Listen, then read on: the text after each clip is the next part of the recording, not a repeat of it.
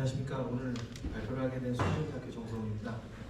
오늘 제가 발표할 주제는 반복 하중을 받는 흑의 누적 변형 특성과 이를 반영한 해상목록 파일 주제의 수치 해석입니다. 그래서 서두에 이제 지광수 교수님 말씀하셨지만 구조물의 필요도 있지만 저는 궁극적으로 이제 집안의 필요에 대해서 집안이 필요를 받았을 때 어떤 현상이 일어나고 이걸 해석을 어떻게 반영했는지에서 그리고 적응을 어떻게 했는지 그 부분에 대해서 중점적으로 말씀드리겠습니다.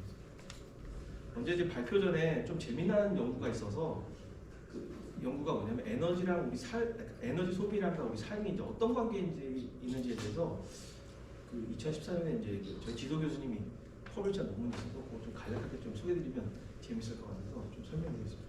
이제 화면에서 보시면 X축이 그 에너지 컨슘션 레이트입니다. 그래서 그 킬로와트, 그러니까 인구 한 명당 에너지 소비량, 그리고 Y축은 물의 워터 어세스, 그리고 삶의 수명, 그리고 신생아 사망률, 그리고 학습, 그리고 스쿨링, 교육 수준, 그리고 전기 보급화, 그리고 국민 총인권입니다. 그래서 한 100여 개의 나라에 대해서 각각의 그 데이터를 딱 플롯을 한 다음에 보니까 선진국일수록 물에 대한 접근성이 높아지고 기대 수명이 올라가고 신생아성이 낮아지고, 미국 같은 경우는 그 오른쪽 그러니까 노란색으로 보시면 상대적으로 선진국대에 있는 것을 확인할 수가 있습니다.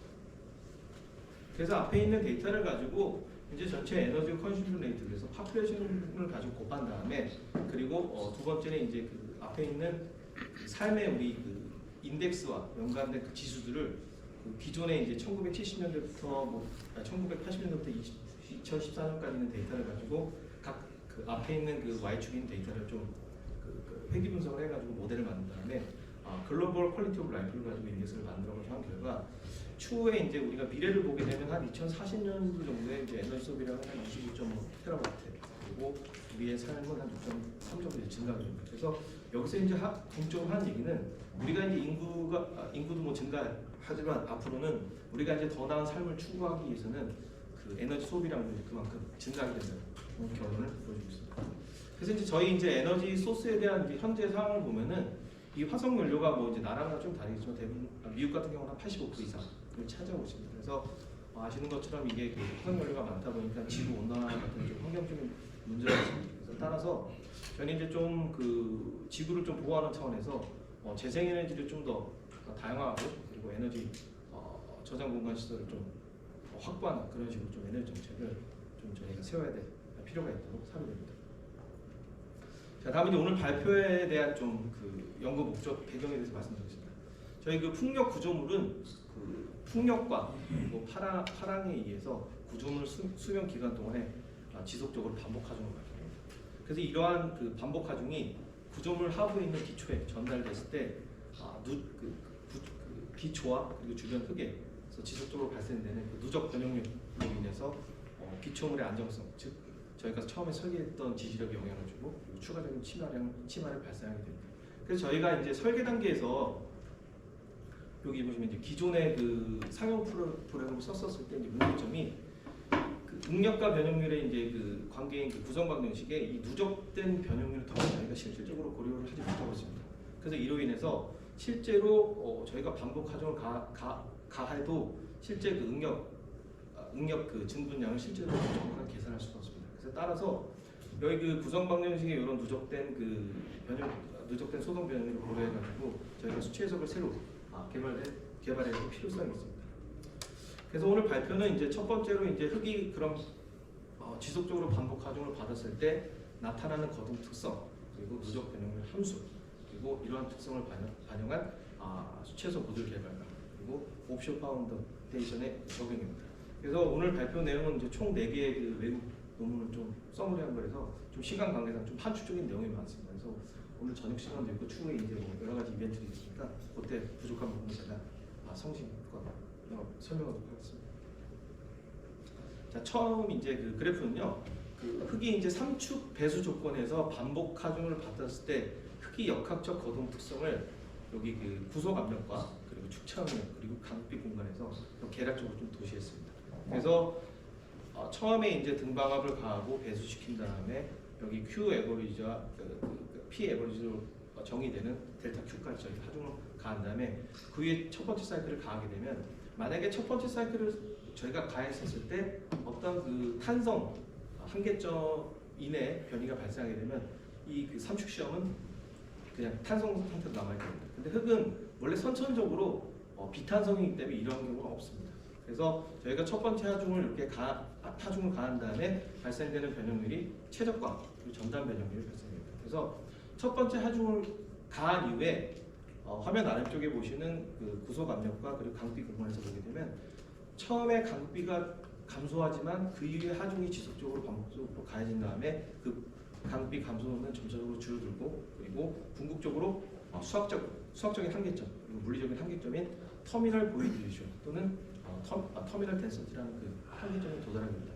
그러니까 이거는 이제 토질력 학교에서 우리가 배웠던 뭐 최대 강극비나 최소 강극비처럼 이제 그 집안의 고유 물성치를 의미하는 게 아니라 어떤 반복 하중이 프로세스 디펜던트하게 결정되는 그 집안 정수입니다. 그리고 또한 그 반복 해중이 가해졌을 때 그 축차 응력과 그리고 전담 변형률 공간에서 보게 되면 전담 변형률이 발생하지만 지속적으로 하중이 반복 하중이 증가했었을 때 어느 일정한 수렴점에 도달하는 플라스틱 쉐이크다운에 도달할 수도 있고 그 이후에 저희가 원하는 기준점에서 하중을 계속 가해졌을 때 전담 변형이 수렴하지 않는 라체팅 같은 현상이 발생할 수도 있습니다. 다음은 이제 그 초기 응력 조건에 따라서 하중당 변형률 증가가 어떻게 나타나는지 여기 아래 그림에서 이제 계략적으로 두셔야 했습니다. 그래서 아래 첫 번째 그림은 첫 번째 사이클이 가한 이후에 소성 함수, 항복 함수와 그리고 소성 포텐셜 함수가 같다는 어소시에이트 플로를 적용하여서 1번부터 3번까지 서로 다른 초기 응력 조건에서 전담과 최적 변형률이 어떻게 나타나는지를 계략적으로 도시한 그림입니다. 그래서 첫 번째 같은 경우는 상대적으로 파괴선, 그러니까 크리티컬 스테이트 라인에 거의 근접했기 때문에 대부분 이 경우에는 전담 변형률이 발생합니다. 근데 대조적으로 이 3번 같은 경우에는 대부분 이제 등방 함정을 우리가 가기 때문에 대부분 그러니까 모든 변형률은 최적 변형률이 되고 전담 변형률은 발생하지 않습니다. 두 번째 같은 경우는 중간에 있기 때문에 최적과 전담 변형률이 동시에 발생합니다. 그래서 하중을 지속적으로 증가하면은 하중 사이클당 그 각각의 변형률의 증가량은 점점 감소하고 그리고 n이 무한대로 갔었을 때는 아까 말씀드린 터미널 보이드레이션이나 또는 플라스틱 쉐이크다운 또는 라체팅 같은 그런 현상이 발생합니다. 그래서 이제 그 누적 변형률 함수에 대해서 말씀드릴 건데요. 기존에 이제 그 한 1950년도에 그 페이브먼트 엔지니어링에서 이 누적 변형률과 그 사이클에 따른 연구가 너무 많이 연구되었습니다. 그래서 간단하게 이제 1번부터 3번까지 이제 저희가 이제 간단하게 정리할 수 있는데 1번 같은 경우는 뭐 하중 횟수에 따라서 증가하는 그런 함수로 구성되어 있고 2번 같은 경우는 뭐 레퍼런스 사이클에 있어서 누적된 함수 변형률이 있고 3번 같은 경우는 그냥 모든 변수를 다 넣어서 그냥 쓰는 이런 함수로 정리되어 있습니다. 그래서 제가 이제 한 거는 뭐냐면 앞에 있는 함수를 조금 정리를 하고 그리고 필요한 함수를 추가적으로 제한한 다음에 앞에서 말씀드린 물리적인 한계점 터미널 보이드레이션이나 그리고 플라시테이크나 라체팅 같은 걸 포함시켜서 누적 변형률 함수를 일반화한 다음에 그 이후에 저희가 원하는 볼륨과 그리고 시어 스트레인에 대해서 누적 변형률 함수를 제한하였습니다. 그래서 각각의 함수는 익스포넨셜과 폴리노미얼, 파워, 로그리니얼로 깔끔하게 정리를 하였습니다. 그 다음은 이제 그 수치해석 저희가 이제 고안한 그 반외연적 기법에 근거한 해석 모델을 이제 알고리즘을 스텝 바이 스텝으로 말씀드릴 건데요. 저희 프로그램은 지금 아바쿠스랑 유저 서브루틴을 이용해서 그 프로그램을 구현했습니다. 그래서 첫 번째 이제 모델 스텝은 저희가 이제 모델링을 한 다음에 그리고 여기 보시면 그 일정한 직경과 그리고 간이 깊이 돌출구 가지고 모델링을 한 다음에 첫 번째 조건에서는 저희가 이제 그래비티를 가하고 그리고 횡통합을 가합니다. 그리고 두 번째 퍼스트 사이클에서는 여기 화면 오른쪽에 보시면 처음에 A부터 평균 하중을 가한 다음에 그 위에 일정한 델타 H를 증가하고 그리고 마지막에 T점까지 가는 첫 번째 사이클을 가하게 됩니다. 그런데 이 첫 번째 사이클을 통해서 저희는 각각의 원하는 변형률과 그리고 응력을 계산하게 됩니다.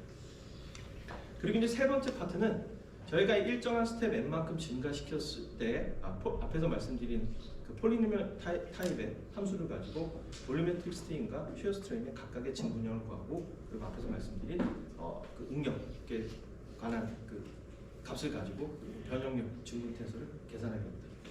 그리고 이 각각 변형 증문 텐서를 각각의 적분점으로 가한 다음에 아바쿠스랑 유메 서브를 이용해서 컴패티빌리티랑 이퀄리브리엄을 확인합니다. 그래서 만족을 한 다음에 저희가 이제 원하는 델타 n까지 프로그램을 수행한 다음에 다시 델타 n까지 증가시킨 다음에 다시 3번으로 와서 똑같은 프로세스를 계속. 그래서 여기 보시게 되면 실제 실험값과 해석값을 보게 되면은 이게 전반적인 저희가 그 하중 사이클을 추구하는 그 방법보다는 첫 하중이 끝날 때마다 발생하는 그 누적 변형률을 저희는 추적하는 그런 기법을 활용했습니다.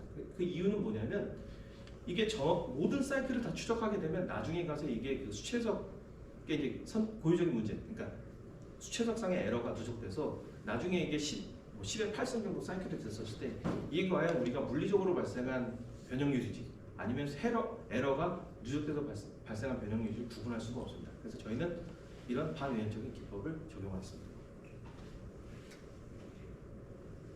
그래서 개발된 모델을 가지고 저희는 이제 그 실내 실험 결과를 가지고 한번 모델 캘리브레이션을 했습니다. 그래서 보시면 여기 제로 레터스에 이제 안밀, 그러니까 횡방형 구성된 조건입니다. 그래서 모래를 가지고 루즈한 덴스한 경우를 가지고 비교해 보니까 상대적으로 저희 모델이 잘 실험 결과를 잘 모사함을 확인하였고 또 3축 같은 경우는 서로 다른 초기 응용 조건에서 한 결과 상대적으로 잘 모사할 수 있음을 저희 확인했습니다. 그래서 추가적으로 앞에서 말씀드린 그 모델 캘리브레이션 이후에 그러니까 피지컬 밸리데이션을 한번 해봤습니다. 그래서 처음에 K나 조건 같은 경우는 하중이 증가할 때마다 수직 유용력과 수평 유용력의 비율 정의된 토합 계수가 어떻게 변하는지 확인해 봤는데 하중이 증가할수록 이게 횡방향이 구속되어 있고 저희가 하중을 가하는 상태이기 때문에 입자 파쇄가 없다고 가정하면 그 하중에 의해서 결국 다진 효과로 인해서 K나 상대적으로 토합 계수가 증가함을 확인하였습니다. 그리고 3축 같은 경우는 횡방향 변이 같은 경우는 구속되어 있지 않기 때문에 각각 하중이 증가함에 따라서 기하급수적으로 증가함을 확인할 수가 있습니다.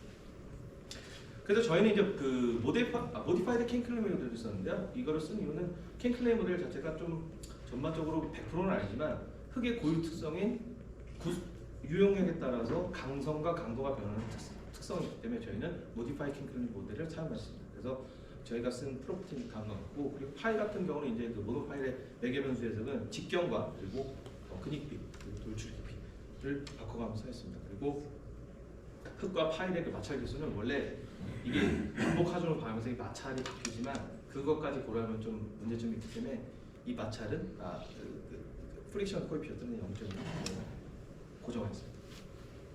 자, 그래서 먼저 이제 정적 해석을 먼저 한번 해봤습니다. 그래서 상부에 이제 끝부분에 이제 하중을 가해서 극한 해중을 한번 계산해봤는데요. 그래서 여기 보면은 파일이 저희가 화면 왼쪽 방으로 가있기 때문에 그 가하는 방향에서는 수동 토합이 발생하고 그 반대에서는 주동 토합이 발생합니다. 그래서 두 개를 뺀 순토합을 가지고 깊이에 따라서 도시를 했는데 그 결과를 보시면 이렇게 원으로 된 부정성적으로 이렇게 나타나는 걸 확인했습니다. 그래서 이 값을 가지고 기존에 이제 문헌에서 많이 사용된 브롬 수식과 그리고 장식을 이용해서 비교해봤습니다. 그래서 장식 같은 경우는 이렇게 파란색으로 된 점을 보시게 되면 아이그는 한쪽에서 발생하는 액티브 프레셔, 그러니까 그 주동 토합 자체를 고려하지 않기 때문에 상대적으로 큰 토합을 저희가 계산할 수 있었고 장식 같은 경우는 저희랑 거의 근사하지만 조금 차이가 나는 것을 확인할 수가 있었어요.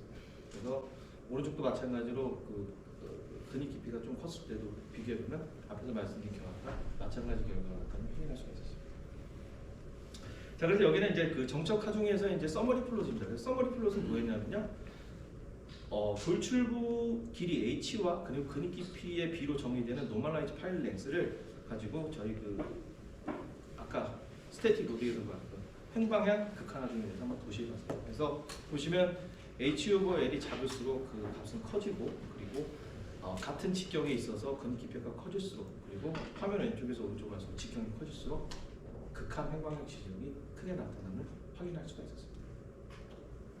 자, 다음은 이제 반복 하중 파트입니다. 반복 하중에서 이제 가장 문제가 되는 게 그럼 이제 하중을 어떻게 설정해야 할 건가 이제 그런 문제가 있습니다. 그래서 저희는 어떻게 했냐면 앞에서 구한 극한 하중과 그리고 안전율을 적용해서 평균 하중을 구한 다음에 그 평균 하중의 일정한 비를 가지고 하중의 델타 H를 구해서 하중을 설정하였습니다. 그래서 왼쪽에 그래서 각각의 결과는 이 A점에 대해서 수평과 그리고 수직 방향에 대해서 각각 하중 사이클에 대해서 도시했습니다. 그래서 H/L이 좀 낮을수록 그러니까 그 파일 자체가 돌출부가 극단적으로 없었을 때의 경우를 보면 횡방향 변이가 상대적으로 크게 나타나지만 수직 방향 같은 경우에는 상대적으로 상대적으로 작게 나타나는 걸 확인할 수 있습니다. 그러니까 이걸 물리적으로 생각을 해보면 돌출부가 작았을 때는 대부분 저희가 횡방향을 하중을 하게 되면 이 대부분의 하중이 횡방향 변이만 발생시키기 때문에 이 결과는 당연한 결과라고 생각합니다. 그래서 이제 그 다음은 이제 컨타워인데요. 컨타워는 호리존탈 디스플레이스먼트랑 보이드레이저 플로트입니다. 그래서 각각의 저희가 선택한 케이스 1과 100, 9100을 했는데 화면 오른쪽에서 저희가 하중을 가하기 때문에 오른쪽에서 보시면 변이는 상대적으로 증가하고 그리고 그 화면 오른쪽 방향으로 간극비가 상대적으로 감소하는 다짐의 효과가 나타나는 확인할 수가 있었습니다. 그 다음에 이제 그 깊이에 따라서 과연 파일 깊이에 따라서 이 그 수평 변이가 어떻게 변하는지에서 한번 그 결과를 한번 보시겠습니다. 그래서 보시면 처음에 n이 1번일 때부터 저희가 그 압축과 전위로 표현되는 크리티컬 뎁스까지 보게 되면 상대적으로 변이가 점차 감소합니다. 그리고 저희가 하중을 계속 지속적으로 가하게 되면 그 상부에서 변이는 상대적으로 증가하지만 점차적으로 크리티컬 뎁스의 수렴하 있고 그 크리티컬 뎁스는 거의 변하지 않는 걸 확인할 수가 있었습니다. 그리고 또한 오른쪽에 보시면 파일이 직경이 커질수록 그 변이 패턴을 보시게 되면 상대적으로 직선적으로 크리티컬 뎁스까지 감소하지만 상대적으로 직경이 작았을 때는 상대적으로 비선형 거동을 보임을 확인할 수가 있습니다. 그러니까 보시면 이게 직경이 클수록 전반적으로 이게 리지드하게 거동하기 때문에 이게 선형으로 나타나는 거고 상대적으로 직경이 작을수록 그 구조물 자체의 그 모멘트 정확값이 작기 때문에 이게 비선형으로 나타나는 저희가 확인할 수가 있었습니다. 그래서 이제 그 결과의 이제 마지막인데요. 여기서 이제 좀 뭐를 한번 해봤냐면 기존에 이제 문헌을 보니까 문헌에서 좀 재밌는 연구를 했습니다. 이게 그 사이언티스트가 한 건데요. 파일이 있고 그 주변에다가 색깔 있는 흙을 가지고 이런 식으로 조성을 했습니다. 그래서 그 이후에 이 파일로 된 거에다가 지속적으로 계속 반복하는 걸 했습니다. 그래서 여기 보시면 이런 식으로 쉐어 밴드가 형성됐습니다. 근데 이거 쉐어 밴드가 형성되는 거를 좀 자세히 생각해 보면 이게 처음에 흙이 압축을 받다가 인장을 받으면서 유용력의 변화가 됩니다. 그래서 입자들이 계속 거기서 이동하게 됩니다. 그래서 이거를 전문 용어로는 그래뉴러 컨벡티브 플로우, 그러니까 컨벡티브 그래뉴러 플로우, 그러니까 대류적인 조립토의 흐름이 형성된 걸 확인할 수가 있습니다. 그래서 저희는 이제 연속 체육학을 하고 있지만 과연 이거를 취해석에서 모사할 수 있을까 하는 그런 좀 생각을 하고 있다가 뭘 해봤냐면 이 쉐어 스트레스를 한번 플롯한 다음에 이 각각의 궤적에 대해서 한번 그려본 결과 좀 다르지만 이렇게 좀 이런 식으로 좀 유사하게 쉐어 패턴이 나타나는 걸 확인할 수 있었고 여기서 추가적으로 이 한쪽은 지금 그 수동타업을 받고 있기 때문에 일반적으로 토질적학에서 보면 수동타업의 파괴 각도가 우리가 정해졌습니다. 과연 이 반복 하중의 해석을 작용했었을 때 이 파괴 각도가 어떻게 변하는지 한번 계산해봤는데 원래는 한 27.5도가 나왔지만 여기서는 69도. 그러니까 이 다짐 효과를 상대적으로 파괴축이 상대적으로 증가하면 저희는 확인할 수가 있습니다.